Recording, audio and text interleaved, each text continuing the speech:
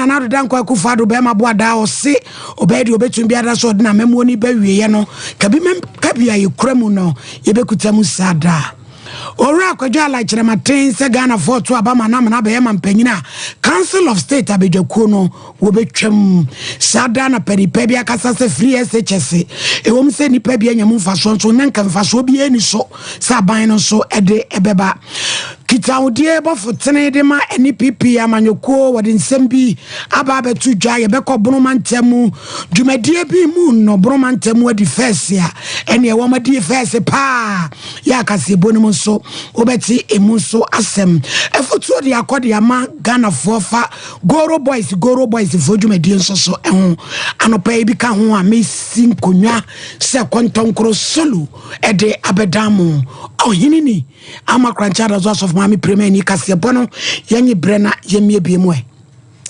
mampanyini na nadodan kwa ekufado be maboada asona wo mpere kwa wono ene wo kasai se free say ye dodo amemo ye adwuma de kabi mami nkabi no o my Ghana bakwasem da wo pefe ya ne kama ya ho ma asem na sa pepepe ene obesori akonwa no so wo bro de adwuma de nyina dan so be wiye o se wo hye bossa ba ye beto no fanfan ye ebe ye adwuma de dodo ne pe no ehwa ene be kro enya de a obi koye bibi na de penche na mentime wase bi de aba o de asemi to draw bra apostolic nisio to Ghana eko na tra ye eye Hendrik eye Jagodowski abankesie mu eno de asemu etuja parliamentary elections on that day to elect a new president.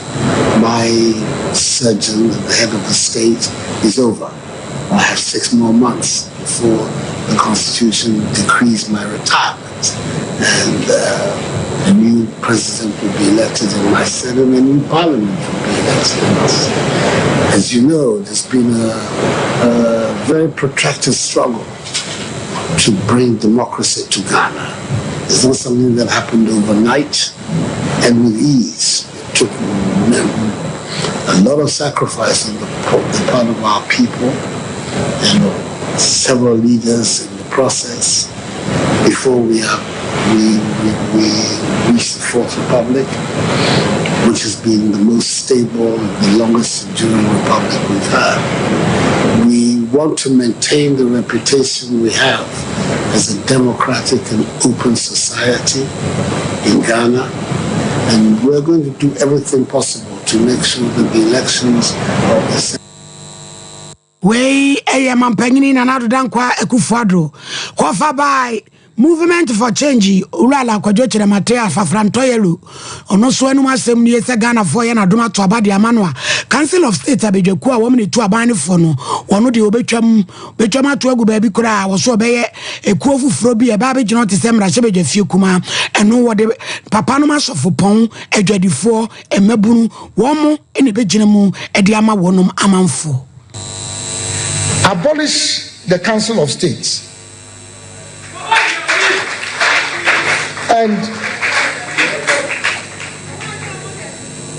and establish a new second chamber of parliament with representation from key stakeholders, including the faith-based organizations, traditional authorities, professional bodies,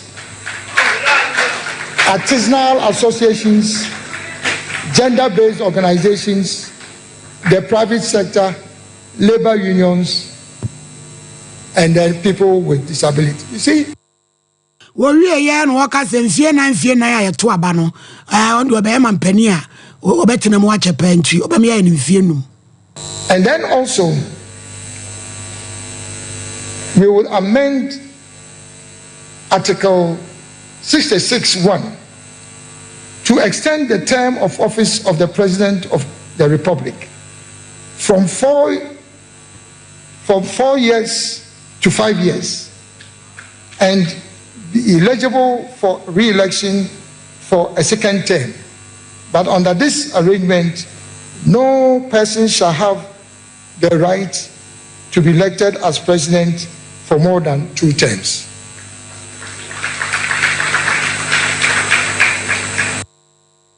Animonia for Kwajo Align Chiramatin, Akane Vice Chancellor, Dima University of Ghana, Professor Akila Pasoya, and Walker say, was it free SHS in a day?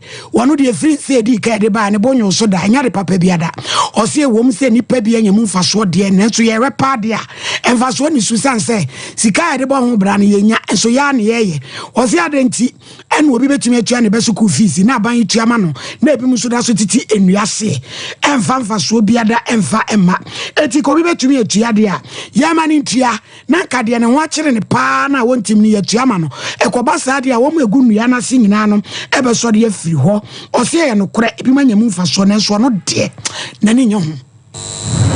Except that being done, those who are denied resources for what they are doing, see, why not me? Why not the fitters? Why not the farmers in some place or other? What are the flood victims elsewhere? What are the students under trees? What are those without hospitals? They don't count. You optimize the benefits across the board. And for me, the worry is that I've not heard any intelligent defense of the SHS in this form, given the points I have made. Rather for or against it, which is ridiculous. I can be for parts of it with improvements. Why not? Or be against part of it without improvement, and so on. But the point is, you make it very important, and that is the unwillingness to accept comment and criticism in terms of making things work, not simply who said, you or me. The issues are here. Here are the equations to make choices. Akane Vice Chancellor Demo my Ghana Suya Pomo Professor Akila Pasoya and yet saying in Kano. Beja Muba for Teneka Sama for Dema and Nipi Manyuko and Ura Richard Ahiagba and a watch set so can have Danko Kufado and in a bit Dr. Laji Mamudu Kwabrajima about Miamwaya Womu Bunwa, Ukraine Santimantem saying will be Caswoman area, Nature Chanso Kakra, or Swama be Papa, Yara Asabia would what his agenda 111 was he says. Kopiemu kumewu asante be kwa isewia fomina ene yewia nesa akwan so mugusu pa kwa abiri east ene Kenya Town Rose eno su gidi enti yebetumi pa ede wo nsa esi won mo bo se asante mantemu wo ma yadwuma. I share about 33 different bridges. I share about 12 interchanges. I say we mo 6 debia mekasem we na makai swami. Commitment will also say interchange, you know, the bay. Now the council so as Santimai was a party be anymore. I'll wait to me a yes our project, you know, TMPP. Of course, yes. NBC to me yes our project. 20 years, I'm interested, MPP and the better and now they said Beto Abama MPP, they to me a fair project. Now I find to me a baby. Now, you can say baby, you know, or such a council so as also say, in the baby, Naka, Kenyanya, commitment, or say, the Bay account.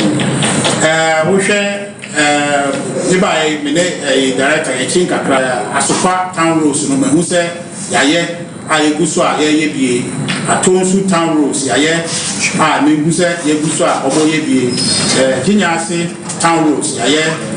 And he signed estate roads, no, Fantinibra roads, Bantama roads, Amaso roads, Mampon Town roads, Omaye, Figasi Town roads, Susuno, Omaye, Obuasi Town roads, Susuno, 24 at the Asako, Omaye, New Drubbing Town roads, Susuno, Omaye. Ora Richard Ahiagba. Ono na ye bedwa mu bofo tene kasama afodema eni pipi amanyokuo na bunu mantem we di first ya wo made ani nyina bunu regional director of Ghana AIDS Commission Ora Ahmed Ibrahim Bambila se nei babaso aniadi esi wo pe cases fofora bunu mantem wo makoa ni mu pa 934 na chese maba wane menante wo mfa anya kwadworo wo mo foro ye ho pa se brato ewo emantam no emu na said you bubu mu edichire new cases in mono osu kopie mu Brekum municipal omunya 111 Brekum West 30 Doma East 79 Doma Central 85 Doma West 30 German North 74 German South 96 Sunyani Municipal 152 Sunyani West 76 Tyne District 92 Wenchi District 92 Ningina Kaboma 934 Baba Suanieden HIV AC new cases appear ewo bonomantam no na wasini na akofa bai eye na ye fire ho nanso ye mo ye ho ban ye foro ye ho anadwoado wuroba ye mpe mabunu no ehwo me anade enu ye de me ma no so ho de ye de ti wo mo fi mu se wo mu asemu aseso a wi mu na chere se wo mu hwie gum saa ye mo ye ho ban empra wanyinsen kolanketenkete mobonse ye bo kase afeni nufu edwedwe sanka atwade obon na furu donton wono so akwanyensen de bi aba ni nyina kan wo so fa ne se so obi kwatwi moja de aba obi anaso obi de ade bi ano nam ekoye no hu bibi no akonya esini de a hamunche mu no enumpe de aka nyina ye mfumpabuo ya ye buru ne ketaso owura Ahmed Ibrahim. In 2023, Kenya a total of 934 new HIV infections. 934, Oko Banda district, Omunye 17 new HIV infections. Brekum also recorded 111. Now Brekum West, Omu recorded 30. Then Doma East, 79. Doma Municipal, 85. Doma West, 30. German North, 74. German South, 96. Sunyani Municipal, 152.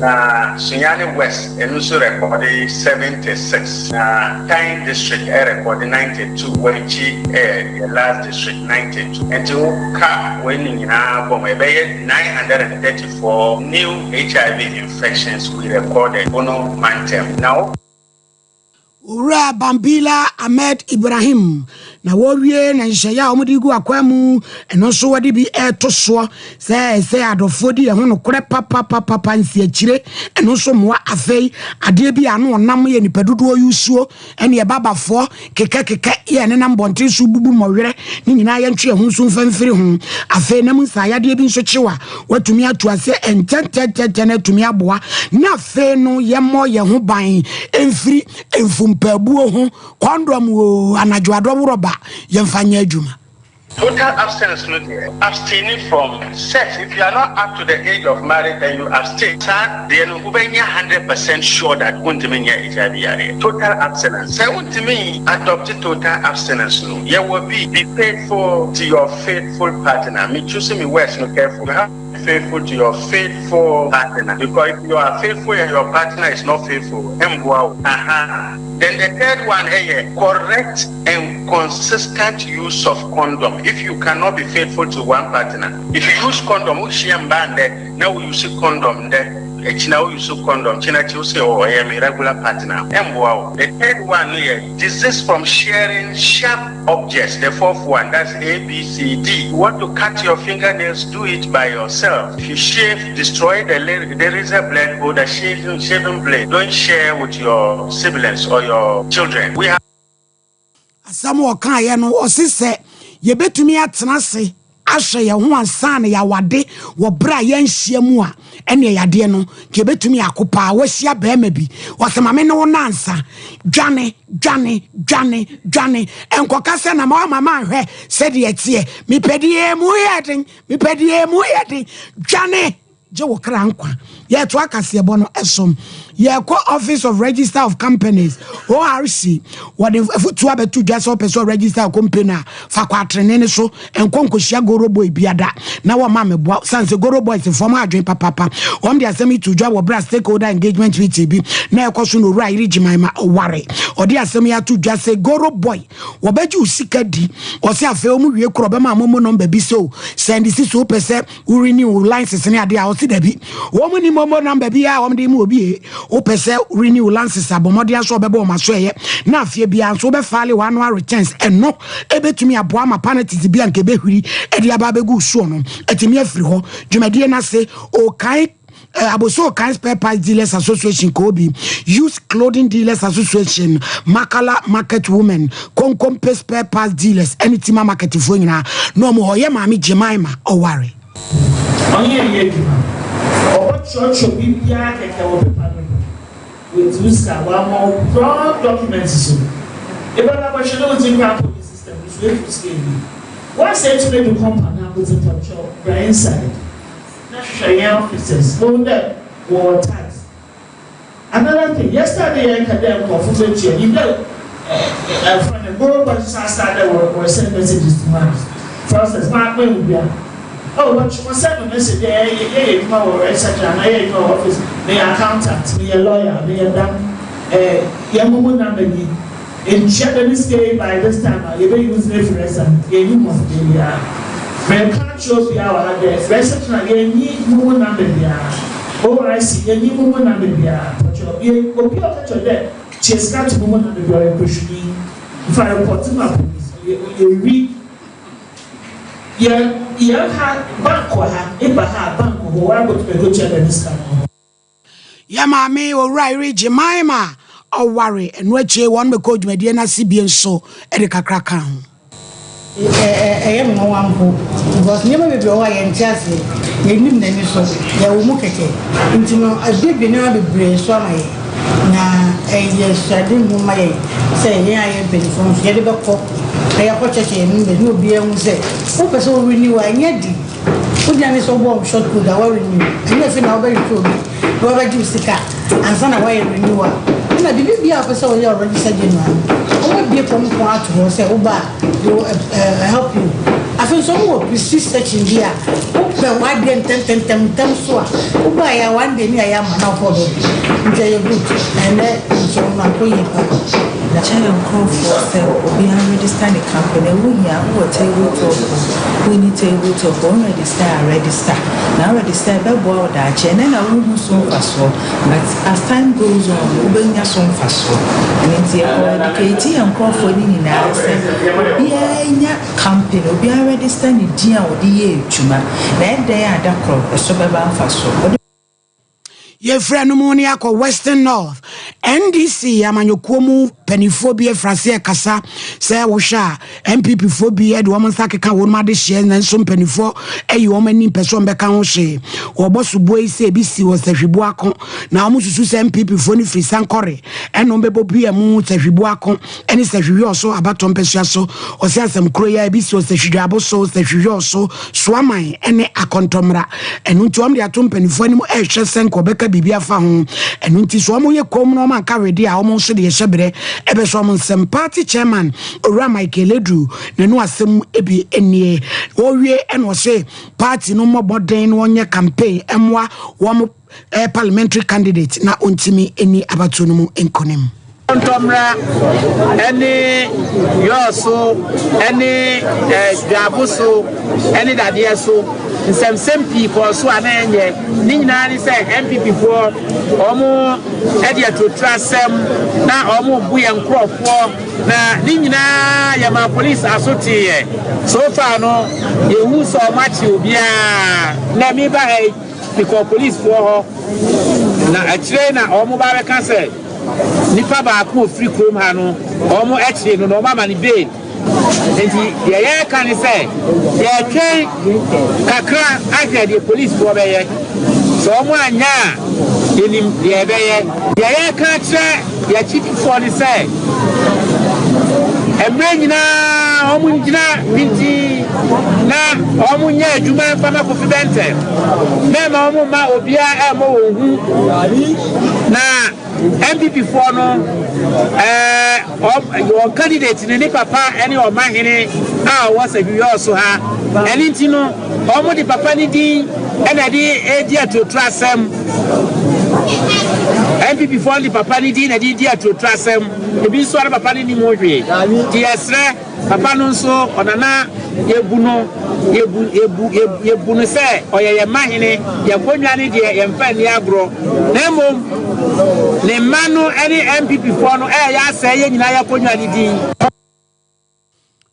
Anope yankamfo 21st clinic Emma woto asintini twetwen ojo ho enye ade bi eda so ti ase enye ya 15 branches across Ghana Kumasi ehwa overseas ye be afa radio Cried market echi oboase cancel contest techiman GN Bank danda denim kransa he dada abronsenim ko makoja ya 3 eco capsules beto am steam uzisi yade na fe etumi aboa amakoko epoma woto so every ho yemfa mizo ene 5G enye awade yemfa nya bedinto eya befia ebema wanim abenyam asante yeboa Benedict ni semfo pani osone kasebo so krojen edema mema ba pani mu entre nsuo eto na nsumi ni sei maso de ekuragu so ahyehye entade entre e de abetina makuku wa verinka ahofedua jandro so atra fidikase na echinchim de amaye azuka ene wa miamu pa taking the whole Ghana obi ene wa miamu che no ene de ene nyina da na kwan so a ono so abadwuma MCR ho e de amame opesma kani ohinini amakrancha da so of mami premier ni me so de yewra oman ya wadubu ache betrasa ma wiase nyina ache